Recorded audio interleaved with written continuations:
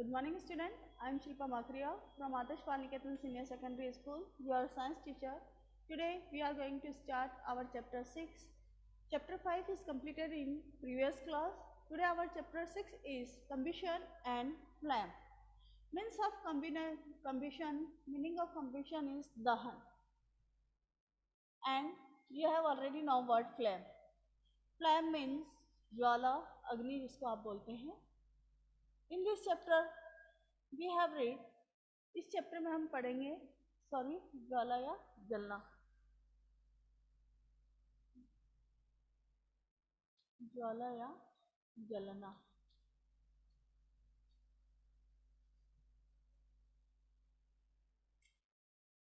In this chapter we have read how many types of combustions, what is combustions, how many part of flame, कि flames के कितने parts होते हैं, combustion कितने types का होता है, क्या बोलते हैं कम्बशन को, और सभी चीज़ों के बारे में हम इस चैप्टर में पढ़ेंगे.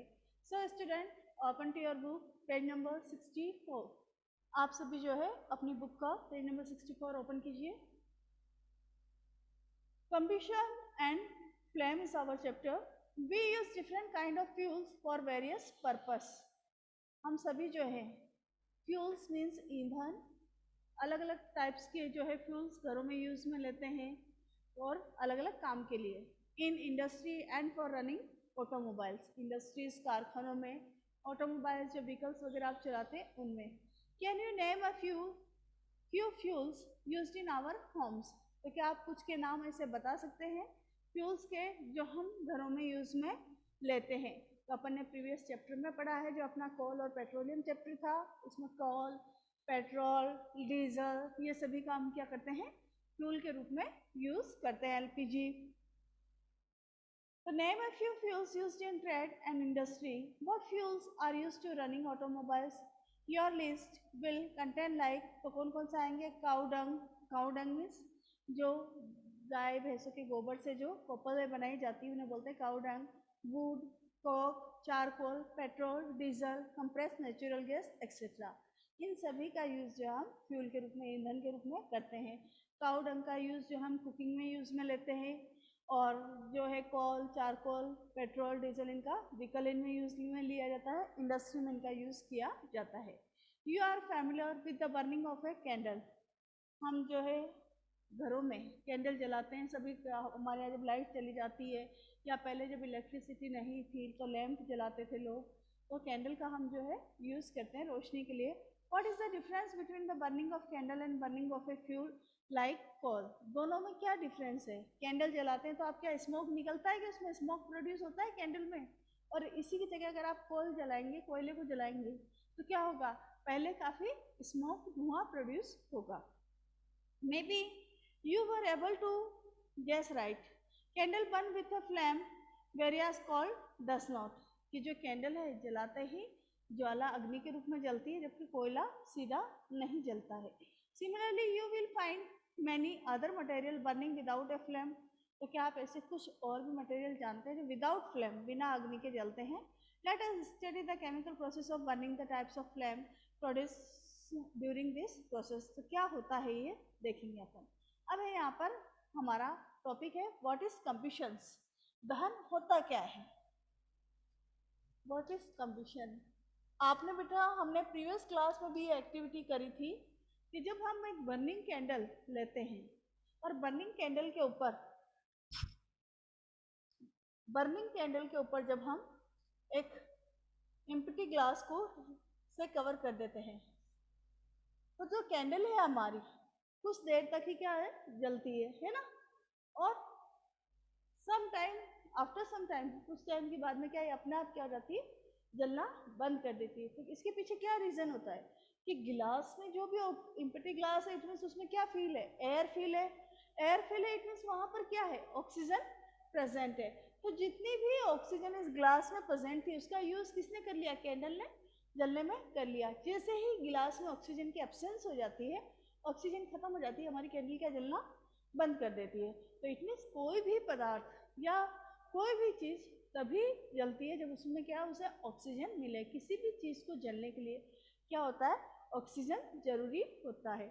ऑक्सीजन के प्रेजेंस के बिना कोई भी चीज नहीं जल सकती। देखिए बुक में, recall the activity of burning of magnesium ribbon performed in class 7 में हमने मैग्नीशियम रिबन को जलाया था।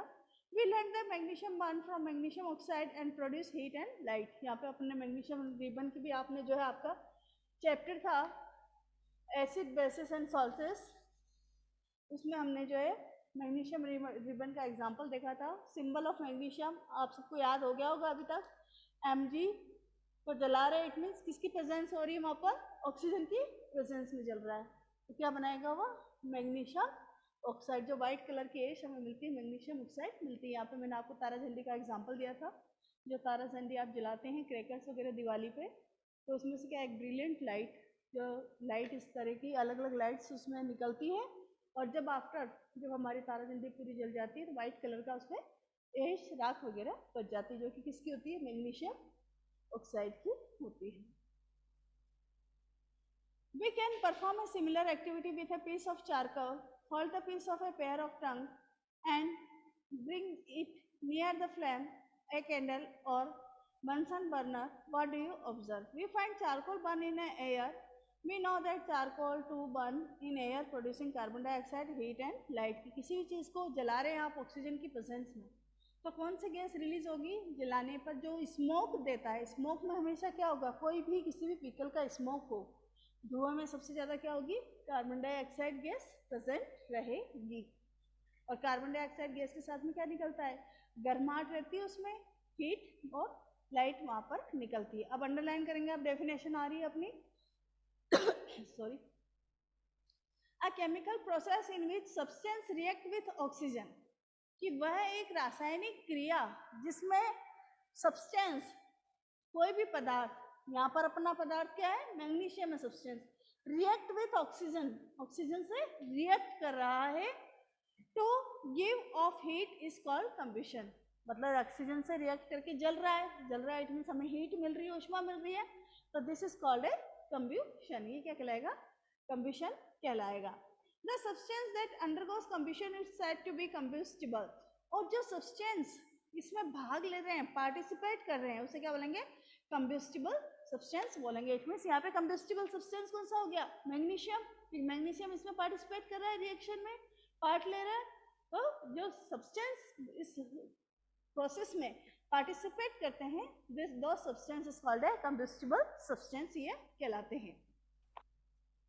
It is also called a fuel, और इन्हें फ्यूल्स भी बोलते हैं। द फ्यूल्स में भी सॉलिड, लिक्विड एंड गैस, तीनों स्टेट में जो है फ्यूल्स हो सकते हैं। हमने प्रीवियस क्लास से भी आप लोग पढ़ते आ रहे हैं कि जो मैटर है, पदार्थ की स्टेसिस होती है, solid, liquid and gas. Okay, the fuels में भी light is also given off during combustion, either as a flame or as a glow, कि जब भी कम्बिशन होगा उसमें लाइट, हीट, प्रकाश, ऊष्मा दोनों ही निकलेगी।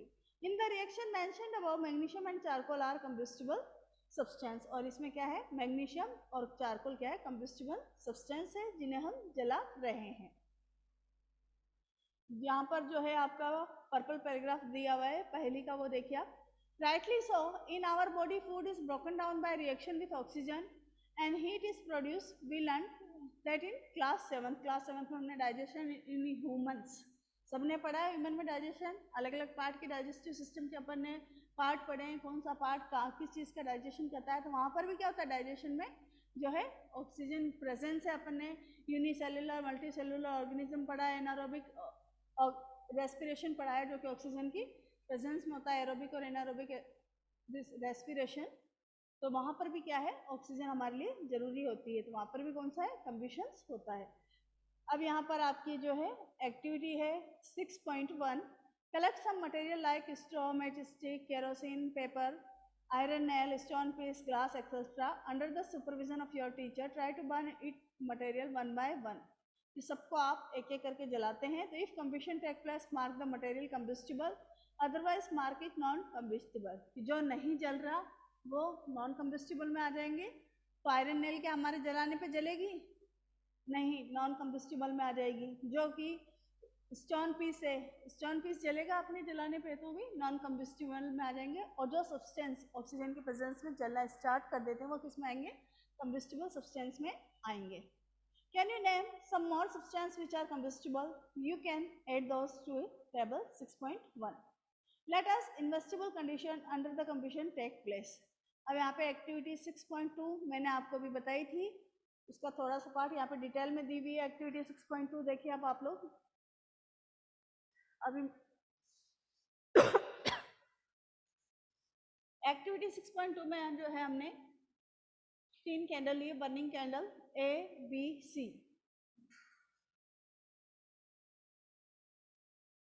ये कैंडल A है अपनी, this our candle B and candle C. तीनों जो है मोमबत्ती जो अपनी बर्निंग प्रोसेस में है. अब इनके ऊपर क्या करेंगे, हम एक एक ग्लास रखेंगे. ग्लास कौन से कंडीशन में होगा, दोनों तरफ से खुला हुआ. ए का, इसका जो माउथ है दोनों तरफ से क्या है, खुला हुआ है. ठीक है. सेकंड का जो है क्या है, ऊपर से बंद है. और थर्ड को भी अपन जो है कवर कर देंगे. अब देखिए इसमें क्या है. Fix a lighted candle on a table. Put a glass chimney over the candle and rest it a few wooden blocks in the such way the air can enter the chimney. कि तीनों candle को अपन जो है wooden block लकड़ी के टुकड़े पे जो है स्टेबल कर देंगे और इन्हें जलाएंगे. Observe that happen to flame. Now remove the block. Let a chimney rest on the table. Again observe the flame. Finally put the glass plate over the chimney. Watch the flame again. What happened in the 3 cases? Does the flame flicker off? Does it flicker? Give smoke? Does it burn unaffected? Can you infer anything all about the role played by air in the process of burning? कि इसमें क्या हुआ, air inter है, जा रही है, तो ये कैंडल ए स्टेज में क्या हमारी प्रॉपर जल रही है क्योंकि इसको प्रॉपर ऑक्सीजन मिल रहा है. और इन दोनों स्टेज में ऑक्सीजन की एब्सेंस के कारण जो है हमारी कैंडल जो है ऑफ हो गई है, बंद करना बंद कर दिया है. When air does not enter the chimney from we find that combustion air is necessary.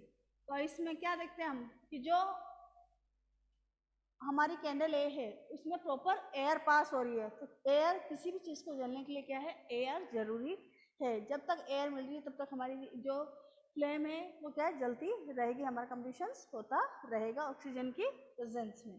तो किसी भी चीज़ को जलने के लिए किसकी आवश्यकता होती है, ऑक्सीजन की आवश्यकता होती है. यह ऑक्सीजन काफ़ी जरूरी है. In case the flame finally goes off because the air is not available. B, when air does not enter the chimney from below, the flame flicker, produce smoke. B में भी क्या हुआ था, इसमें ऊपर से इसका माउथ बंद था जिसके कारण एयर इंटर नहीं हो पाई. तो इसमें क्या हो गया, जो हमारी कैंडल है वो बंद हो गई और उसमें स्मोक धुआं हो गया. और इसमें भी जो है एयर के एब्सेंस में इसमें भी जलना बंद कर दिया.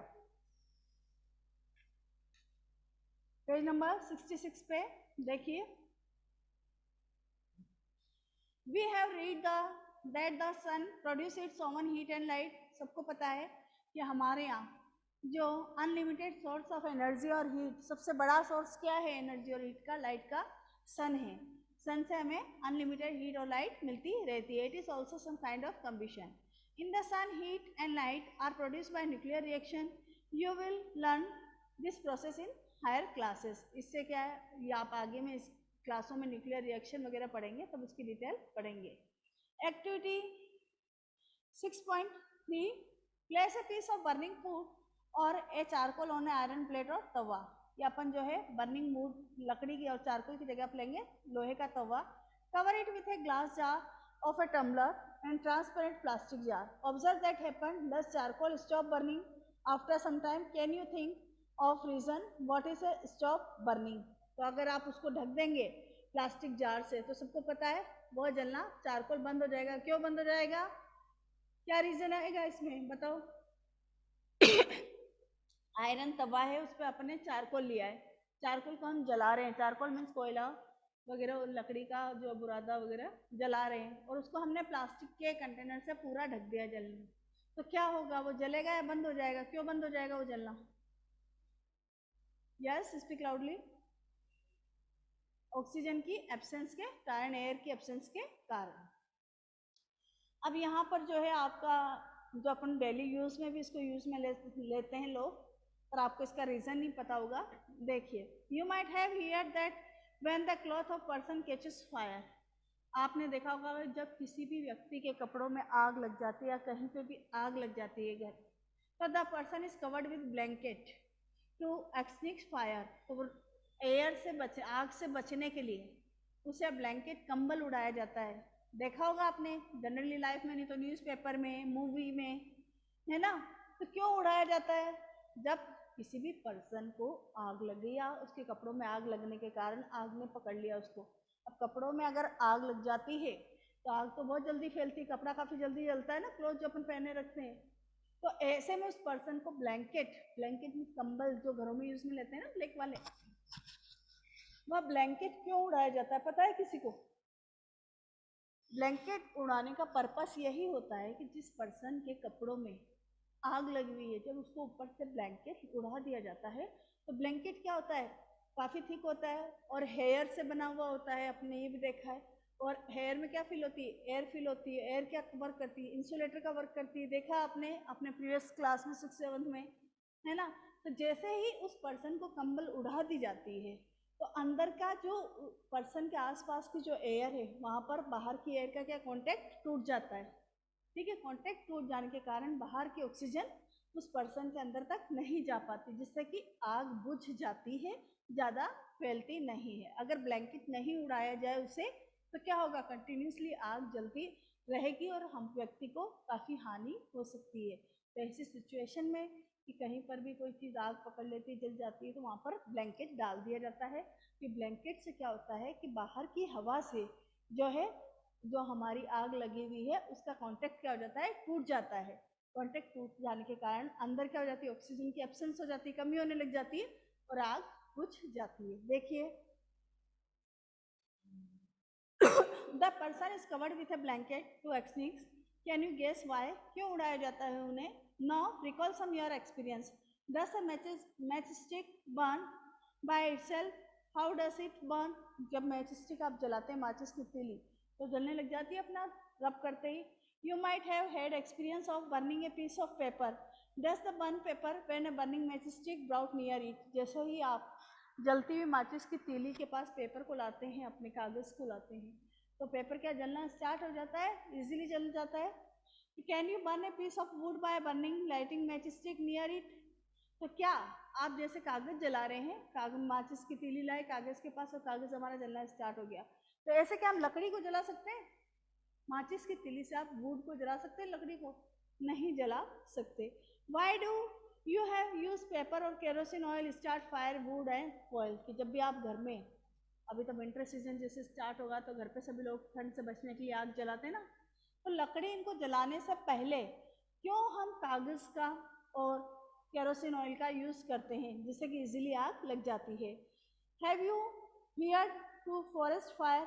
आप लोगों ने सुना होगा फॉरेस्ट फायर, जंगल की आग का नाम आजकल न्यूज़पेपर में भी आ रही है कि बाहरी देशों में जो है ये काफ़ी जंगल की आग वगैरह फैल रही है। देखिए, ड्यूरिंग फॉरेस्ट फायर, जो आपका ये ऑरेंज पैराग्राफ दिया हुआ है इसमें, जंगल की आग, during extreme heat of summer at some places dry grass catches fire. कि जब, और समर सीजन में, गर्मी के दिनों में आप सबको पता है सनहीट से काफ़ी हीट प्रोड्यूस होती है, सनलाइट से काफ़ी गर्मी प्रोड्यूस होती है। तो जहाँ पर जंगल में ग्रास, सूखी घास होती है, वह एक्स्ट्रा हीट के कारण क्या है, बर्निंग करना स्टार्ट कर देती है, जलना शुरू हो जाती है। और जब एक जगह की घास अगर आग पकड़ लेती है, तो वह, क्योंकि जंगल में जो है पौधे ज़्यादा रहते हैं और समर सीजन में लगभग सभी पौधे जो है सूखे हुए रहते हैं, रिक्वायरमेंट जो है वाटर की बढ़ी हुई रहती है, तो पानी की एब्सेंस के कारण जो है जल्दी वो आग पकड़ लेते हैं और जो है आग फिर जल्दी जल्दी फैलती रहती है, पूरे पेड़ों तक वह फैल जाती है। तो it spread to tree and very soon the whole forest is on fire. और जल्दी ही पूरे जंगल में आग पकड़ लेता है। It is very difficult to control such as fire. और ऐसी आग को, जंगलों की आग को इजीली कंट्रोल नहीं किया जा सकता, क्योंकि वहाँ पर बहुत सारे पेड़ लगे हुए होते हैं, बहुत सारा काफ़ी एरिया वो कवर करते हैं, तो इजीली उसे जो है कंट्रोल नहीं किया जा सकता। Do this experience tell you that different substance catches fire at different temperature. और जो अभी हमने एक्टिविटी देखी थी कि जैसे ही हम पेपर के पास जो है मैच स्टिक को ला रहे हैं, पेपर हमारा जलना स्टार्ट कर दे रहा है। तो इसके अलावा आप वुड के पास ला रहे हैं तो वुड स्टार्ट नहीं करता जलना। क्यों? क्योंकि सभी चीज़ को जलने के लिए एक फिक्स टेम्परेचर की आवश्यकता होती है। हमारा पेपर जो है काफ़ी पतला होता है, जैसे आप मैच स्टिक पास में ला रहे हो तो उसका जो टेम्परेचर है वो उसे मिल जाता है और वो बर्निंग स्टार्ट कर देता है। तो इस टेम्परेचर को क्या बोलते हैं? जिसपे कोई भी सब्सटेंस जो है जलना स्टार्ट कर देता है, इसे क्या बोलेंगे? अंडरलाइन कीजिए डेफिनेशन। द लोवेस्ट टेम्परेचर, वह कम से कम temperature at which a substance catches fire, जिसपे कोई भी सब्सटेंस आग पकड़ लेता है, कोई भी सब्सटेंस जलना स्टार्ट कर देता है। This temperature is called ignition temperature. Ignition temperature means ज्वलन ताप उसका कहलाता है। तो व्हाट इज इग्निशन टेम्परेचर? तो दिस लोवेस्ट टेम्परेचर जिसपे substance catches a fire is called ignition temperature. वह लोवेस्ट टेम्परेचर जिसपे कोई भी सब्सटेंस जो है बर्निंग स्टार्ट कर दे, this is called a ignition temperature.